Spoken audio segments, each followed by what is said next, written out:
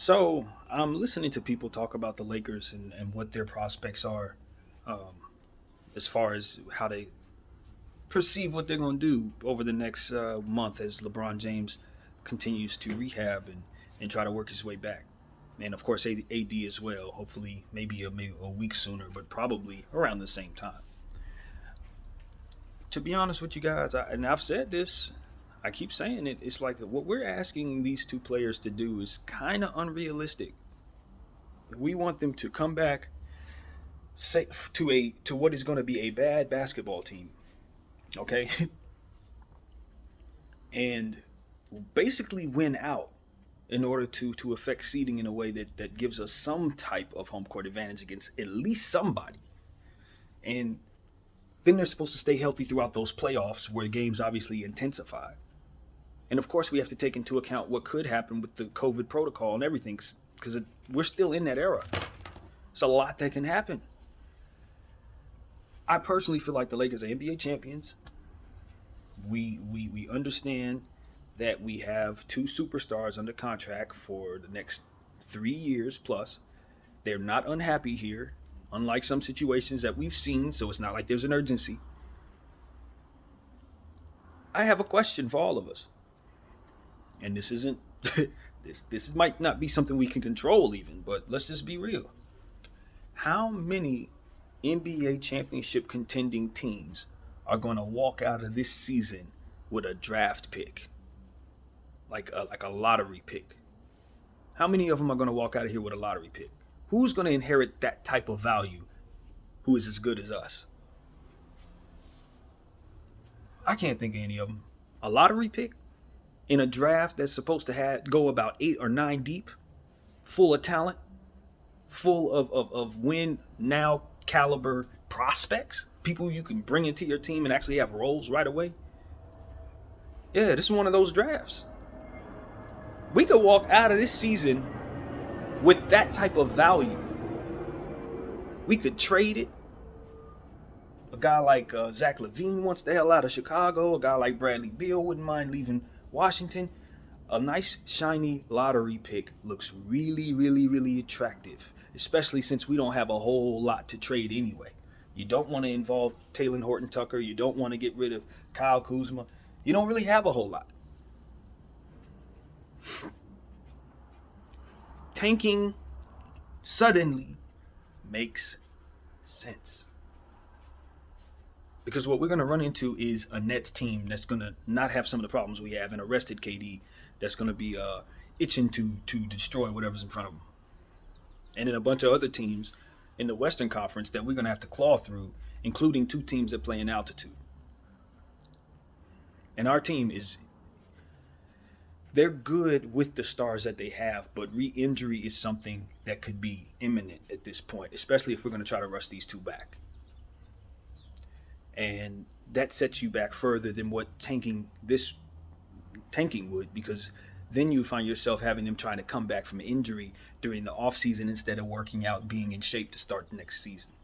They're going to be trying to come back from injuries. That's a different type of rehab. That's a different type of training is what I'm saying. You don't want them to have to go through that. They're going through that now. Let them see that process through and then ramp up their workouts throughout the summer. And then next season, not only do you have two superstars in tip-top shape, but you also have the value of a first-round pick, a lottery pick, to either trade or a brand new shiny toy to run around with LeBron James, Anthony Davis, and somebody that maybe, if you're lucky, can be an all-star caliber player that maybe will help you usher in the new generation of Lakers after LeBron decides to retire. This makes sense to me. This reminds me of when David Robinson went down for the Spurs, and they were the worst team in the league, and ended up getting the first pick in the draft, and ended up drafting Tim Duncan. This is one of those opportunities for the Los Angeles Lakers. Now, I know we have a championship to win. LeBron James is older, and this is about him. I haven't lost sight of that. That is included in what I'm thinking. Because I see it as this. He's probably not going to win this year's championship anyway. That's how I'm looking at it. That Nets team, they're better than us this year. And I like Drummond. Maybe he changes that for us. Drummond, I'm not ruling that out. Maybe Drummond totally changes that entire dynamic. But we'd have to see that. That has to manifest. Right now, where we're at right now, it don't look that good. Even if Drummond do come on, it don't look like we're going to be able to get AD and LeBron back to tip-top shape to go up against all that we have in front of us from a 7th seed. It just don't look that good to me. And I'm not even certain that we can even have that type of luck. We could lose all of these games as bad as our team looks. This is a tough schedule. We have one of the toughest schedules of anybody left in the league. They were considering the fact that the Lakers would be able to mow these teams down with ease and they could have marquee games. But since LeBron James and Anthony Davis are out, these games suddenly are losses for the Lakers. Our schedule has backfired on us. So this is what I'm saying to y'all.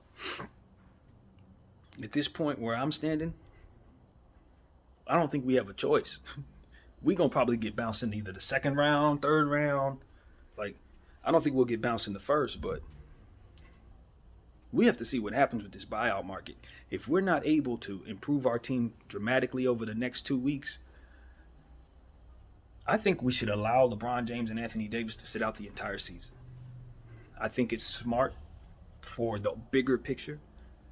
I think it probably puts some years on LeBron's career if we don't risk him for re-injury on a ankle injury that probably has ligament damage. I think ultimately what it comes down to is respecting that this championship is probably already lost. Respecting the field. Understanding that we're looking a super team dead in the face and probably don't have enough to beat them anyway. And now we're hurt. So it's like, look, no. Recalibrate. Just like I made a video about a few days ago. I said the same thing. If I were GMing, I would recalibrate. I would turn my attention to next year. See to it that I get rid of the fat on this team. The players that ain't no good and we know who they are. Get them out of here. Start formulating something that's a bit more cohesive for injury issues and a team that can play together without LeBron James. That should be something that we try to mold our team to be going forward, so that as he takes games off, as he gets injured, as he gets older, whatever may happen, we will have enough to keep us afloat. Because that was a mistake we made this year. We didn't make that mistake last year. We had a more cohesive bunch. Veterans, playmakers, traditional positional players and stuff like that can make our team work even if Bron wasn't out there. We don't have that this year. We took that off of our team. And now we're left with just kind of talented players that we were lucky to get in free agency like Trez and Schroeder. But we don't have a traditional foundational basketball team without those guys, Bron and AD. So it's like, they look bad out there, man. They look bad. I got to give credit to Kyle Kuzma for getting 7 assists. Those are the type of things that we need. Somebody has to be able to create for others out there. But, at the end of the day, this team is built for domination as it pertains to having AD and LeBron James. Once you have them out there doing what they do, then those other weapons are supposed to be able to go off of them, off of the attention they receive, off of LeBron's playmaking ability. That's what that is supposed to complement. Without those big pieces, those guys are not even supposed to be playing together, y'all. So as you continue to see the losses pile up, you see us lose to teams that we're probably going to lose to. Maybe we'll get a great game out of somebody. Maybe Kyle Kuzma goes for 40. Maybe THT goes for 30 or something like that, and we get a game or two. But people are saying we're going to, let's say it's 16 games. People think the Lakers are going to probably win like 4 of them. I'd be surprised if we win that. Because we're going to play a lot of good teams who are going to want to run us over, and we're going to play some bad teams that are going to want to run us over as well, with players that are more talented than us at this point. So embrace that truth. You know what I mean? Embrace that. All depending on what happens over the next few days. Again, what happens over the next few days. If the Lakers were able to acquire someone like DeMar DeRozan, then you're thinking about something else now. Now you're like, well, he can keep us afloat. You're like, so there's a lot of things that can change between now and the end of this deadline, and the end of this buyout market. Don't get it twisted. I'm just talking about what it looked like today. But I wouldn't make a single move in that direction until I know what's about to happen over the next few days. So I want to make that clear. But just assuming things continue on the path that they are, we don't make any major trades for any major players. The only thing that we have coming in is maybe Drummond. If that's the case, I'm looking at it, I'm like, man, this season is lost. This season is lost, you know, unless some things balance out in some miraculous ways that we can't see. And the NBA has done that, you know, things change.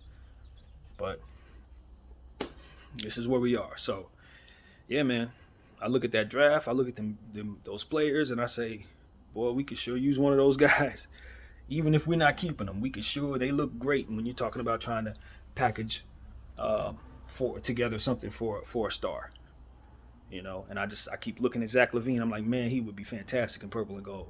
If I can get like a 4th pick in the draft. Remember we got Garland, or not Garland. We actually took Hunter with that. But either way, we had that 4th pick, and how we were able to get AD because that was the nice little shiny piece that wasn't able to be enough for us to get him. Yeah.